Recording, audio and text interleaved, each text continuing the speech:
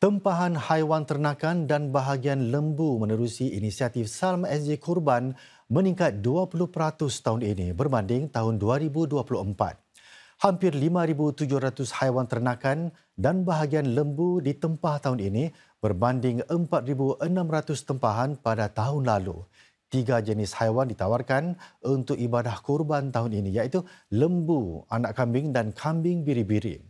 Menurut Salam SG Kurban, sekitar 65% daging kurban yang ditempah akan didermakan di dalam dan luar negara. Sebahagian besar daging kurban atau kira-kira 13,000 kilogram daging kambing biri-biri akan diproses ke dalam tin dan dihantar ke Gaza menerusi rakan lapangan yang dipercayai. Baki daging kurban pula akan diagihkan kepada penerima tempatan melalui program Salam SG Gives serta masjid-masjid yang mempunyai unit pembangunan sosial selepas Hari Raya Haji. Sementara itu, sohibul kurban akan dimaklumkan sejurus selepas kurban mereka selesai dilaksanakan dan penghantaran daging kurban dijangkakan berlangsung antara 12 hingga 20 Jun ini.